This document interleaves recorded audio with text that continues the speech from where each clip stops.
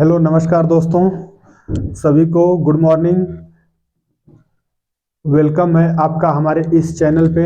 चलिए आइए दोस्तों, आज की क्लास शुरू करते हैं। हम मैथ की क्लास में 2 लेक्चर हमारा हो चुका था और आज हम तीसरे प्रैक्टिस टेस्ट पे बात करेंगे, जो कि केबीएस और सी टेट हुआ, चाहे वनडे एग्जाम, कोई भी एग्जाम हुआ जहाँ पे मैथ आती है वहाँ पे देखिए ये सब क्वेश्चन जो हम इस समय प्रैक्टिस करा रहे हैं दोस्तों, ये सब बहुत ही महत्वपूर्ण क्वेश्चन है, ठीक ना।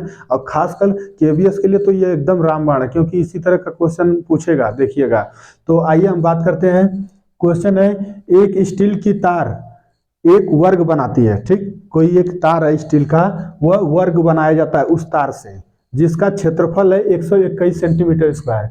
यदि इसी तार को एक आयत में, मतलब सॉरी, आयत के आकार में मोड़ा जाए जिसकी चौड़ाई 8 सेंटीमीटर हो, तो आयत की लंबाई ज्ञात कीजिए। देखिए बहुत ही जबरदस्त और बेहतरीन सवाल है। आइए हम इसको पहले समझते हैं क्या बोल रहा है। बोल रहा है कि ये कोई तार है, ठीक। मान लीजिए कोई तार है, ये नोट करते हैं। मान लीजिए कि कोई तार है, ठीक। तार होगा तो इसी तरह लंबा में होगा। तार है, इसको मोड़ के वर्ग बनाया जाता है, तो मोड़ के वर्ग बनाया जा रहा है, तो वर्ग कुछ इस तरह का ही होगा। मोड़ के वर्ग बनाया जाता है, ठीक। अब क्या बोल रहा है, जिसका क्षेत्रफल, मतलब कि इस वर्ग का क्षेत्रफल दिया है कितना, 181, सॉरी 121। तो अब हम यहीं से अपना कॉन्सेप्ट लगाना शुरू कर देंगे। देखिए क्या है, पहले तार था, अब तार को मोड़ के वर्ग बना दिया गया था। जब वर्ग बना दिया गया तो वर्ग का ही क्षेत्रफल हमको कितना दिया है, 121। तो हमको यहां से मालूम चल गया कि वर्ग का क्षेत्रफल बराबर कितना है, 121 सेंटीमीटर स्क्वायर, ठीक।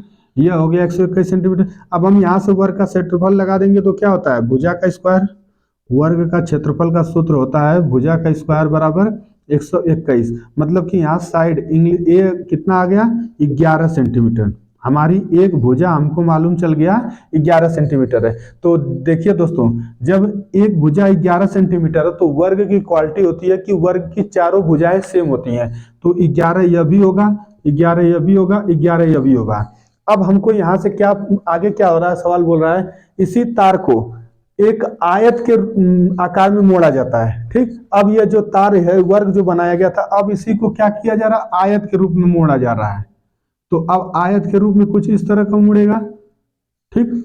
आयत हो गया, यह आयत के आकार का मोड़ा जा रहा है, जिसकी चौड़ाई दिया है, चौड़ाई कितना दिया, 8 सेंटीमीटर हमको चौड़ाई दे दिया, और लंबाई पूछ रहा है। तो अब आप लोग दिमाग देखिए, अपना दिमाग से जोड़ दीजिएगा और सोचिए कि इस वर्ग से ही बनाया जा रहा है आयत। तो जो वर्ग का यह तार का लंबाई है पूरी, ये परिमाप तो ये होगी, किनारे किनारे की बाउंड्री ही है, जो है इसी को बोला जाता है परिमाप। तो अब यह क्या होगा, ये आयत के परिमाप के बराबर होगा, क्योंकि यहाँ पे भी देखिए यह जो लंबाई हो गई और चौड़ाई पूरी तार की लंबाई के बराबर है। तो यहाँ पे आयत का परिमाप दे दिया है, ठीक ना। आयत का परिमाप के यह बराबर हो गई। जो यह, अब समझिए बात को, जो यह वर्ग था, वर्ग को मोड़ के आयत बनाया जा रहा है, तो अब यह आयत के परिमाप के बराबर ही होगा। जितनी तार की लंबाई होगी उतना ही परिमाप होगा। परिमाप का मतलब ये होता है कि जितनी भुजाएं हैं सबका योग कर देंगे तो परिमाप निकल जाएगा। अब देखिए आयत का परिमाप, अब हम यहाँ से फार्मूला लगा दीजिए। आयत का परिमाप बराबर क्या होता है, 2 गुना लंबाई धन चौड़ाई होता है ना। और आयत के परिमाप बराबर कितना हो जाएगा, 44 सेंटीमीटर। देखिए दोस्तों ये 44 कैसे आया, यहाँ देखिए आप 11 एक भुजा है, दूसरी भुजा भी 11, तीसरी भुजा 14, चारों भुजाओं का योग करेंगे तो कितना होगा, परिमाप ही निकलता है। अगर आप चारों भुजाओं को योग कर देंगे तो ये परिमाप निकलेगा। तो 11 11 11 सब मिलकर कितना हो जाएगा, 44। तो यही आयत का परिमाप अब किसके बराबर हो जाएगा, 44 के बराबर हो जाएगा। तो यहाँ 44 लगा दीजिए, 44। अब देखिए मान इसमें रख दीजिए, 2 गुना यल प्लस बी की जगह 8 हो जाएगा, क्योंकि चौड़ाई 8 दिया था, और इधर दिया है 44। 2 से 1 कैंसिल आउट हो जाएगा, कितना बार में, 22 में। अब यहाँ से यल बराबर हो जाएगा 22 माइनस 8, मतलब 14 सेंटीमीटर। यही हमारा फाइनल आंसर होगा कि लंबाई कितनी होगी तार की, तो 14 सेंटीमीटर होगी। चौड़ाई कितना था, 8 सेंटीमीटर, तो ये तो पहले से ही मालूम है। हमसे पूछ रहा था कि आयत की लंबाई क्या होगी, तो आयत की लंबाई होगी 14 सेंटीमीटर। नोट कर लीजिए इसको। और एक बार हम फिर से आइए बात कर लेते हैं इसके बारे में, बता देते हैं, समझाते हैं कैसे किए हैं। बस यहाँ समझने का देखिए, समझने की बात है। अगर आप समझ ले जाएंगे तो इस सवाल को बना ले जाएंगे। इसी पे हम एक दो सवाल और प्रैक्टिस करा दे रहे हैं। लेकिन आइए पहले बता दें, बोल रहा है कि एक कोई तार है जिसको मोड़ के वर्ग बनाया जाता है, ठीक। तो वर्ग का जिसका क्षेत्रफल, मतलब वर्ग का क्षेत्रफल 121 दिया था, तो हम नोट कर लेंगे वर्ग का क्षेत्रफल बराबर भुजा स्क्वायर होता है, तो भुजा बराबर 11 हो गया। अब हमको जब एक भुजा मालूम चल गई तो वर्ग का परिमाप, मतलब चारों भुजाएं सेम होती हैं वर्ग की, तो इसीलिए देखिए हम 11 11 सब सेम कर दिए। अब क्या बोल रहा है, इसी वर्ग को मोड़ के अब फिर अब आयत के रूप में बना दिया जा रहा है। तो जब वही जो इसका परिमाप होगा वही आयत का भी परिमाप होगा, क्योंकि तार की लंबाई तो वही रहेगी। तो जब तार की लंबाई वही रहेगी तो आयत के परिमाप के वो बराबर होगा। और तो आयत का परिमाप बराबर हो जाएगा कितना, 44। इसका देखिए 11 भुजा एक है तो इसका परिमाप 44 होगा। उस तरह से लगा के यल बराबर करेंगे तो 14 सेंटीमीटर आएगा। नोट कर लीजिए। आइए दूसरे क्वेश्चन पे चलते हैं। चलिए आइए दोस्तों अगले क्वेश्चन पे चलते हैं। क्वेश्चन बोल रहा है एक तार को वर्ग के रूप में मोड़ा गया जिसका क्षेत्रफल 81 सेंटीमीटर है। उसी तार को अर्धवृत्त के रूप में मोड़ा जाए तो अर्धवृत्त की त्रिज्या क्या होगी। सेम एकदम वही सवाल है इसके पहले की तरह, लेकिन बस थोड़ा सा इसमें हम घुमाए हैं सवाल को। दूसरा एक पैटर्न देखिए क्या बोल रहा है, एक कोई तार है, ठीक। जो जो देखिए मैथ में आपको कोई भी क्वेश्चन, देखिए इजी इतना मैथ है दोस्तों कि आपको कोई भी क्वेश्चन अगर कोई भी कुछ भी दिया है, बस जैसे कह रहा है जो जो बोला वही काम करते जाइए, देखिए ऑटोमेटिक आप पहुंच जाएंगे उसके हल पे। तो बोल रहा है एक तार को वर्ग के रूप में मोड़ा गया। एक तार है, इसको क्या किया जाए, वर्ग के रूप में मोड़ दिया गया, ठीक। वर्ग के रूप में मोड़ दिया गया जिसका क्षेत्रफल, मतलब इस वर्ग का क्षेत्रफल दे दिया कितना, 81, वही काम है। तो वर्ग का क्षेत्रफल बराबर वर्ग का क्षेत्रफल बराबर कितना दे दिया है, 81। अब हम वर्ग का क्षेत्रफल का सूत्र लगा देंगे, तो वर्ग का क्षेत्रफल होता है भुजा का स्क्वायर। तो यहाँ देखिए ए साइड को हम लिख रहे हैं ए स्क्वायर, मतलब भुजा का स्क्वायर। तो यहाँ से भुजा बराबर साइड कितना निकल जाएगी, 9। 81 का होगा वर्गमूल 9, ये वर्गमूल ले लेना। तो एक भुजा देखिए 9 हो गई, तो दूसरी भुजा भी 9 होगी, तीसरी भी 9 होगी और चौथी भी, चारों भुजाएं 9 होगी। क्यों, क्योंकि यह वर्ग है, वर्ग में चारों भुजाएं सेम होती हैं। अब क्या बोल रहा है, इस वर्ग को अर्धवृत्त के रूप में मोड़ा गया है। अब इसको क्या कर दे रहा है, अर्धवृत्त के रूप में मोड़ रहा है। तो कुछ इस तरह का मुड़ेगा अर्धवृत्त में, ठीक, कुछ इस तरह का मुड़ेगा अर्धवृत्त में। तो अब हमको बोल रहा है कि अर्धवृत्त की त्रिज्या बताइए, इसका रेडियस पूछ रहा है। तो कुछ भी पूछे हमसे उससे नहीं मतलब है। हम क्या करेंगे, यहाँ पे बस एक कॉन्सेप्ट समझिए, अपने दिमाग में सेट करिए दोस्तों, कि जब भी बोले कि एक आकृति से दूसरे आकृति में परिवर्तन हो, मतलब कि अगर पहले वर्ग था अब इसको बदल दे रहा है अर्धवृत्त में, ठीक। तो जो इसका परिमाप होगा वही इसके बराबर होगा, ठीक ना, दोनों का परिमाप बराबर होगा। तो अब हम क्या करेंगे कि देखेंगे कि यहाँ वर्ग का परिमाप कितना आ रहा था, तो परिमाप आ रहा था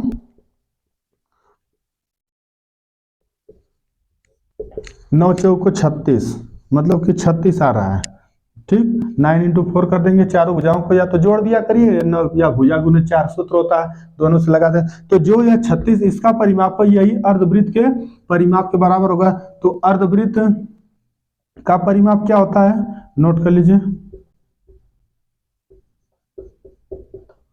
अर्धवृत्त का परिमाप, देखिए अर्धवृत्त का परिमाप का मतलब क्या हुआ, अब यहाँ परिधि से मतलब, परिमाप का मतलब कि जो यह पूरी तार की लंबाई होती है, यही हमसे पूछ रहा है। तो यह परिधि से, परिधि वाला अर्धवृत्त का परिधि का फार्मूला लगाएंगे, तो क्या होता है, पाई आर प्लस 2r होता है ना। अर्धवृत्त के परिधि का क्षेत्र परिमाप या परिधि है।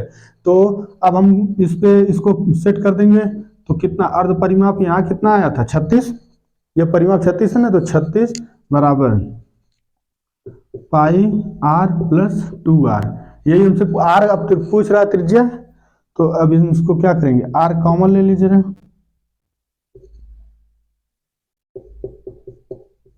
पाई प्लस 2 बचा। तो देखिए आर इस पाई का वैल्यू रख दीजिए 22/7 प्लस 2, इसको सॉल्व करेंगे तो 14, 14, 22, 36, ठीक, बटे 7। और इधर कितना है, 36 ही है। तो देखिए 36, ये ऊपर भी सब 36 ही चल रहेगा। 36 बराबर आर गुना में 36/7। अब यह 36 से 36 कैंसिल हो जाएगा ऊपर, क्योंकि दोनों अंश में है तो कैंसिल हो जाएगा, और 7 आके तिर्यक मल्टीप्लाई कर देगा, मतलब कि आर की वैल्यू क्या हो जाएगी, 7। यही 7 सेंटीमीटर त्रिज्या हमारी होगी। अर्धवृत्त की त्रिज्या कितनी होगी, 7 सेंटीमीटर होगी। देखिए कितना इजी और कम समय में लग गया हमारा क्वेश्चन, एक नोट कर लीजिए। आइए एक बार फिर बता देते हैं इसको कैसे हम किए। बोल रहा था कि एक कोई तार है जिसको वर्ग के रूप में मोड़ा गया, ठीक है भाई साहब, हम मोड़ दिए। वर्ग का क्षेत्रफल दे दिया 81, तो वर्ग का क्षेत्रफल बराबर होता है सूत्र भुजा स्क्वायर, तो भुजा स्क्वायर बराबर हो गया 81, मतलब भुजा हमारी 9 आ गई। तो जब एक भुजा 9 हो गई तो वर्ग की क्वालिटी होती है कि चारों भुजाएं सेम होती है, तो चारों भुजाएं 9 हो जाएंगी। अब क्या बोल रहा है, इसी वर्ग को, इसी जो हमारा वर्ग था, इसको अब अर्धवृत्त के रूप में मोड़ा जा रहा है। तो हमारा जो इसका अर्धवृत्त का परिमाप होगा, परिमाप की लंबाई जो होगी वही इसका भी होगी, वही तार है ना भाई, उतने तार है। तो अब हम अर्धवृत्त का परिधि का फार्मूला लगा देंगे, या अर्धवृत्त का परिमाप का, तो होता है पाई आर प्लस 2r, और सबकी वैल्यू पुट कर देंगे। पाई काम आर यहाँ दोनों में से कॉमन ले लेंगे तो बचेगा पाई प्लस 2। पाई की वैल्यू होती है 22/7, 22/7 प्लस 2 तो 36/7 होगा, और 36 से 36 से कैंसिल हो जाएगा, क्योंकि जब बराबर में दोनों भिन्न ऊपर सेम रहे तो कैंसिल कर दिया जाता है। तो ये 36 से कैंसिल हो जाएगा, आर का तिर्यक गुणा हो जाएगा, तो आर बराबर 7 हमारा आंसर आ जाएगा। नोट कर लीजिए, अगले क्वेश्चन पे चलते हैं हम। चलिए आइए अगले क्वेश्चन पे चलते हैं हम लोग। बोल रहा है एक वर्ग का परिमाप 8 सेंटीमीटर लंबाई और 7 सेंटीमीटर चौड़ाई वाले आयत के परिमाप के दोगुने के बराबर है। उस अर्धवृत्त की परिधि कितनी होगी जिसका व्यास वर्ग के एक भुजा के बराबर हो। बहुत ही जबरदस्त क्वेश्चन है दोस्तों। आइए अब हम यहाँ थोड़ा कुछ दिमाग खर्चा करने की बात होगी, ठीक ना। तो देखिए बोल रहा है कि एक वर्ग का कोई परिमाप है, वह 8 सेंटीमीटर लंबाई और 7 सेंटीमीटर चौड़ाई वाले आयत के परिमाप के दोगुने के बराबर है। तो वर्ग का परिमाप क्या होता है, 4 है, ठीक। अब थोड़ा सी हम लेवल बढ़ा रहे हैं दोस्तों। तो देखिए बोल रहा है कि वर्ग का परिमाप कितना होता है, 4 है। वर्ग का परिमाप आयत के परिमाप के, तो आयत का परिमाप क्या होता है, 2 गुना लंबाई धन चौड़ाई, आयत के परिमाप के दोगुने के बराबर है, ठीक। मतलब कि यह दोगुने के बराबर कौन है, परिमाप। अब हम वैल्यू पुट कर दे रहे हैं, तो कितना हो गया, 2 × 2 और 8 सेंटीमीटर लंबा 7 सेंटीमीटर चौड़ा, यही ना, 8 सेंटीमीटर लंबा 7 सेंटीमीटर चौड़ा वाले आयत के दोगुने के बराबर है। और इधर हो जाएगा 4a। अब यहाँ से हमको भुजा देखते हैं कितना आती है निकालना, 8 7 15 और ये 15 चौका 60, ठीक, 15 चौका 60 और इधर हो गया 4a। तो a का वैल्यू कितना आ गई, 15, मतलब कि हमारी भुजा कितनी है, 15 सेंटीमीटर है, ठीक। यहाँ से तो हमको एक डाटा मिल गया कि वर्ग का परिमाप बोल रहा था वो आयत के परिमाप के दोगुने के बराबर है, ठीक। देखिए इस तरह के क्वेश्चन में दोस्तों जिसमें कहे कि दोगुना है उसी में जस्ट बस गुणा कर दिया करिए तुरंत। तो हम क्या किए, आयत का परिमाप होता है 2 गुना लंबाई धन चौड़ाई, इसमें हम 2 का गुणा कर दिए, तो एक ही वैल्यू, मतलब यहाँ भुजा हमको कितना मिल गई, वर्ग की भुजा, एक भुजा 15 है। फिर बोल रहा है कि अब क्या बोल रहा है आगे, उस अर्धवृत्त की परिधि कितनी होगी जिसका व्यास, व्यास का मतलब कि डी, व्यास कितना है, वर्ग के एक भुजा के बराबर है। तो वर्ग के एक भुजा के बराबर है, मान लीजिए एक भुजा 15 हो गई, और यहाँ वर्ग जो रहेगा, तो अब वर्ग में सभी भुजा 15 होगी, ये भी 15, ये भी 15, ये भी सब 15 होगी, जो कि डायगोनल व्यास बोल रहा है एक वर्ग के भुजा के बराबर है। तो व्यास का मतलब कि यहाँ से त्रिज्या कितनी निकल जाएगी, 15/2, आधा होगी त्रिज्या। अब हम अर्धवृत्त की परिधि लगा देंगे, अर्धवृत्त की परिधि बराबर, परिधि और परिमाप दोनों बराबर होता है दोस्तों। परिधि कितना हो जाएगी, पाई आर प्लस 2r। ये फार्मूला भी बहुत ही अपने आप में कहिए कि एकदम एक कुछ वो अपने दम रखता है, ठीक ना। ये फार्मूला बहुत लोगों को नहीं याद रहता है। क्या करेंगे, अर्धवृत्त का परिधि होता है 2πr, तो बहुत लोग अर्धवृत्त का नाम सुन के बस पाई आर पे सॉल्व करके चले जाएंगे, पाई आर पे सॉल्व करेंगे तो आंसर गलत आ जाएगा। देखिए अब क्या करेंगे, हम आर की वैल्यू पुट कर देंगे इसमें। पहले तो आर कॉमन ले रहे हैं तो बचेगा π+2, और इसके पहले भी हम लोग यही सॉल्व किए थे तो आया था 36/7 आया था ना। 22/7 रखेंगे पाई की वैल्यू और +2 को जोड़ेंगे तो ये 36/7 हो जाएगा। अब आर की वैल्यू पुट कर दीजिए, कितना है 15/2 गुना में 36/7। ये देखिए 2 से कैंसिल हो गया 18 बार में, और गुना कर दीजिए अब इसको, तो 15/8 120 27 270/7, यही हमारा इसकी परिधि आएगी 270/7 सेंटीमीटर। ठीक, नोट कर लीजिए इसको। चलिए अगले क्वेश्चन पे चलते हैं। चलिए आइए अगले क्वेश्चन पे चलते हैं हम। क्वेश्चन है, किसी आयताकार पार्क की लंबाई 12 मीटर और चौड़ाई 5 मीटर है। ठीक, बात सही है, कोई बात नहीं, आगे चलते हैं। उस वर्ग के विकर्ण की लंबाई ज्ञात करें जिसका क्षेत्रफल आयताकार पार्क के क्षेत्रफल के बराबर है। थोड़ा सा बस सवाल को डाइवर्ट किया है, आइए हम समझते हैं क्या कर रहा है। पहली बात तो बोल रहा है कि आयत के पार्क की लंबाई चौड़ाई दिया है, लंबाई कितना दिया है 12 मीटर और चौड़ाई कितना दिया है तो 5 मीटर। ठीक, ये कोई हमारा आयताकार पार्क है। ठीक, पहले आइए फिगर समझते हैं। फिगर आप समझ ले जाएंगे तो सवाल बना ले जाएंगे क्या बोल रहा है। आयताकार पार्क है जिसकी लंबाई दिया है 12 मीटर और चौड़ाई दिया है 5 मीटर। ठीक, अब इस वर्ग फिर कह रहा है कि वर्ग का विकर्ण ज्ञात करें जिसका क्षेत्रफल की बात बोल दिया तो कहीं ना कहीं अब आयत का भी क्षेत्रफल आएगा आगे। बोल क्या रहा है कि जिसका क्षेत्रफल मतलब वर्ग का क्षेत्रफल आयत के क्षेत्रफल के समान है। तो हम अब यहाँ फिर इसके बाद अगला क्या बोल रहा है कि एक वर्ग बनाइए इसी से। ठीक, ये हमारा वर्ग है, तो इसमें क्या बोल रहा था कि उस वर्ग का विकर्ण ज्ञात करें, मतलब कि यह विकर्ण की पूछ रहा है हमसे। ठीक, विकर्ण ज्ञात करें जिसका क्षेत्रफल मतलब वर्ग का क्षेत्रफल आयत के क्षेत्रफल के समान है। तो पहले तो हम आयत का क्षेत्रफल निकालते हैं तो कितना आता है देखते हैं। तो आयत का क्षेत्रफल हो जाएगा 60 लंबाई गुना चौड़ाई होता है। आयत का क्षेत्रफल होता है लंबाई गुना चौड़ाई, तो मतलब 12 गुना 5 मतलब कि 60 मीटर स्क्वायर। ठीक, यह तो हमारा आ गया आयत के क्षेत्रफल। अब यही जो क्षेत्रफल है यह वर्ग के भी क्षेत्रफल के बराबर है। तो अब हम लिख लेंगे वर्ग का क्षेत्रफल, वर्ग का क्षेत्रफल बराबर आयत का क्षेत्रफल, आयत का क्षेत्रफल। ठीक, तो अब हम देखिए क्या करेंगे यहाँ पे, आयत का क्षेत्रफल कितना हो जाएगा 60। देखिए अब हम यहां से क्या करेंगे, भुजा निकालेंगे। तो भुजा इज इक्वल टू हो जाएगा √7 मतलब 60 √60। यह स्क्वायर जाके इसके ऊपर आ जाएगा तो यह करड़ी लग जाएगी, 60 के पहले से कर ले। तो अब हमें मालूम चल गया कि वर्ग की एक भुजा √60 है, √60 ये भी होगी, मतलब चारों भुजाएं सेम होगी। अब हमको जब भुजा निकल गया, अब हमसे विकर्ण पूछ रहा था, तो वर्ग का विकर्ण बराबर फार्मूला होता है कि वर्ग का विकर्ण बराबर होता है √2a, वही फार्मूला लगा देंगे तो हमारा विकर्ण निकल जाएगा। अब वर्ग का विकर्ण बराबर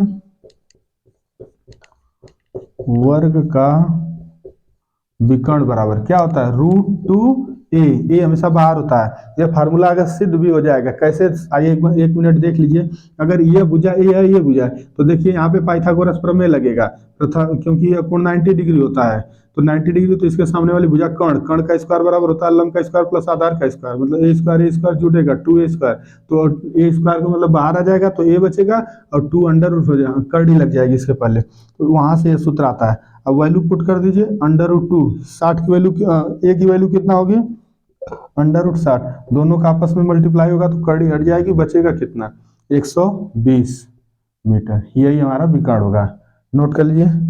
अगले क्वेश्चन पे चलते हैं। दोस्तों देखिए दोस्तों, एक थोड़ा सा यहाँ मिस्टेक हो गया। ये √60 में √2 में मतलब कड़ी में 2 और कड़ी में 60, इन दोनों का मल्टीप्लाई होगा तो ये √ में 120 ही रहेगा। और इसको सॉल्व करेंगे तो यह हो जाएगा 3 गुना में 40, ठीक। तो ये √3 या इसी तरह लिख दीजिए √1 120, ये आंसर सही है आपका, ये होगा, ठीक ना। चलिए आइए दोस्तों अगले क्वेश्चन पे चलते हैं। बोला 8 सेंटीमीटर त्रिज्या वाले वृत्त के अंदर बने वर्ग का क्षेत्रफल ज्ञात कीजिए। देखिए ये भी सवाल बहुत ही बढ़िया है, आइए हम बात करते हैं। बोल रहा 8 सेंटीमीटर त्रिज्या वाले वृत्त के अंदर बने वर्ग का क्षेत्रफल बताना है, ठीक। मान लीजिए वर्ग हम बना ले रहे हैं पहले, है ना। और अब इसी के अंदर वृत्त बना था, सॉरी फिगर थोड़ा तिरछा हो गया, एक से दूसरी फिगर अच्छा होना। आइए देखिए एक हमारा वृत्त है, ठीक, और इसी के अंदर कोई वर्ग बना है।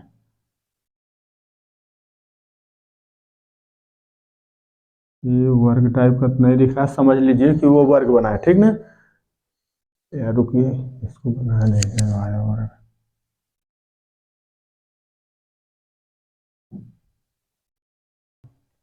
देखिए यह हमारा कोई वृत्त है, वृत्त के अंदर बोल रहा था कि बने वर्ग का क्षेत्रफल बताइए, और 8 सेंटीमीटर त्रिज्या दिया है। इस वृत्त की त्रिज्या 8 सेंटीमीटर दिया, जो ये वृत्त बना है थोड़ा तिरछा तो है वृत्त, समझ लीजिए फिगर सही नहीं बन पा रहा, लेकिन ये वृत्त है मान लीजिए। तो जो वृत्त की त्रिज्या 8 बोल रहा है, तो त्रिज्या देखिए यहाँ से ये भी तो त्रिज्या हो सकती है, वृत्त की त्रिज्या ये है, इसको हम पूरा मिला दे रहे हैं, ठीक ना। देखिए अगर हम इसको पूरा मिला दिए तो मिला देने से हमको एक फायदा है कि यह हमको यहाँ विकर्ण मिल गया, वर्ग का विकर्ण मिल गया, और ये त्रिज्या का भी काम करेगा, आधा ये त्रिज्या होगी आधा इधर भी, तो आधा वृत्त का त्रिज्या का भी काम करेगी, और पूरा अगर इसको मिला देंगे तो यह वर्ग का विकर्ण मिल गया। अब हमको बस खाली दिया था त्रिज्या 8 सेंटीमीटर दिया है, अगर यह वैल्यू 8 है तो यह भी 8 होगी, ठीक, मतलब टोटल हो जाएगी 16। तो जब हमें वर्ग का विकर्ण मिल गया कि 16, तो हम यहाँ से भुजा निकाल सकते हैं। अरे भुजा निकाल लेंगे तो क्षेत्रफल निकाल लेंगे, आराम से मेरा काम हो जाएगा। आइए देखते हैं क्या कर रहे हैं। यह जो निकला है विकर्ण निकला है, तो वर्ग का विकर्ण बराबर क्या होता है, वर्ग का विकर्ण बराबर क्या होता है, √2a या a√2, ठीक, यही विकर्ण होता है। अब हम वर्ग का विकर्ण हमको कितना मिला है, 16। बस ये फिगर बनाने का थोड़ा सा यहाँ पे दिमाग लगाना था, फिगर में ही जो फिगर बना ले जाएगा वह सवाल को सॉल्व कर ले जाएगा। और यहाँ से भुजा क्या हो जाएगी, 16/√2 हो जाएगा, √2 का ऊपर मल्टीप्लाई करेंगे, ये हो जाएगा 8√2, ठीक। अब हमको जब भुजा मिल गई 8√2, अब हमसे पूछ रहा था वृत्त का सॉरी वर्ग का क्षेत्रफल, वर्ग का क्षेत्रफल बराबर क्या हो जाएगा, πr², मतलब कि वैल्यू पुट कर दीजिए, पाई की वैल्यू हो जाएगी 22/7, और ये हो जाएगा 8/64 गुना 2, यही ना, r² सॉरी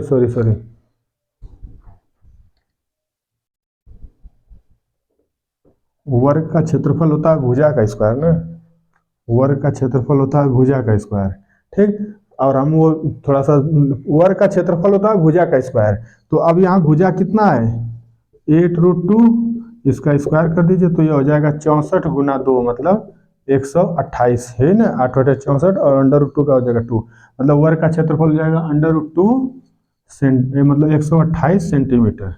यही हमारा फाइनल आंसर आएगा, नोट कर लीजिए। एक बार आइए फिर से समझते हैं, इसको समझाते हैं क्या कहें हम। देखिए बोल रहा था कि 8 सेंटीमीटर त्रिज्या वाले वृत्त, कोई एक वृत्त है, कोई एक वृत्त है, यहाँ पे बाहर देखिए कोई एक वृत्त है, वृत्त की त्रिज्या दिया था कितना, 8 सेंटीमीटर त्रिज्या। त्रिज्या तो हर जगह सेम होती है, यहाँ पे भी त्रिज्या वही रहेगी, यहाँ पे भी वही रहेगी, यहाँ पे भी वही रहेगी, हर जगह त्रिज्या सेम रहेगी। तो यह 8 सेंटीमीटर दिया था, और इसी के अंदर एक वर्ग बना था, इसी के अंदर देखिए यह एक वर्ग बना है, और वर्ग बना था तो वर्ग का क्षेत्रफल हमसे पूछ रहा था। त्रिज्या हम इसको मान लिए यहाँ से यहाँ तक त्रिज्या, ये भी वृत्त का त्रिज्या काम करेगी, पूरा इसको हम मिला दिए तो यह एक विकर्ण बन गया, वर्ग का विकर्ण बन गया। तो जब वर्ग का विकर्ण बन गया तो हमको फार्मूला मालूम है, वर्ग का विकर्ण बराबर होता है √2a, यहाँ से हम भुजा निकाल लिए, 8√2, ये भुजा आ गई। अब वर्ग का क्षेत्रफल होता है भुजा का स्क्वायर, हो जाएगा 8√2 का होल स्क्वायर, मतलब 64 इंटू 2 128 सेंटीमीटर, ये हमारा आंसर होगा। इसको नोट कर लीजिए। और चलिए दोस्तों, फिर आज के लिए इतना ही। फिर हम मिलते हैं आप लोगों से नेक्स्ट वीडियो पे। इसी तरह का इम्पोर्टेंट क्वेश्चन जो आए क्वेश्चन है आपको हम जरूर बताएंगे। और हाँ दोस्तों, देखिए, आप मुझे पूरा विश्वास है कि आप लोगों को वीडियो अच्छा लगता होगा, समझ में चीज़ें आ रही होंगी। अगर आपको भी अपने अंदर से आवाज़ आए कि नहीं, हाँ कहीं ना कहीं कुछ जरूर सीखने को मिल रहा है, तो आप वीडियो को जरूर लाइक करिएगा दोस्तों, और सब्सक्राइब भी बिल्कुल कर दीजिएगा। देखिए, आप लोगों का लाइक ही दोस्तों एक हम लोगों का उत्साह बढ़ाता है। आप लोग देखेंगे, लाइक करेंगे, तो उससे लगता है कि नहीं, अपने परिवार के मेंबर इतने देख रहे हैं, इतने लोगों को हमारे थ्रू कुछ न कुछ जानकारी मिल रही है। तो इसलिए हम लोगों का एक ही उद्देश्य है कि आप लोग वीडियो देखिए और लाइक करिए। देखिए, हम लोग आप लोगों से कुछ मांगते हैं? यूट्यूब पे फ्री क्लासेस चल रही है, अपना सब लोग पढ़ा रहे हैं यूट्यूब पे, तो उन लोगों सभी टीचरों का यही उत्साह, उनका एक ही मोटिवेशन है कि आप लोग लाइक किया करिए, सब्सक्राइब किया करिए, वीडियो को देखा करिए। तो चलिए, तब तक के लिए जय हिंद दोस्तों, फिर कल मिलते हैं।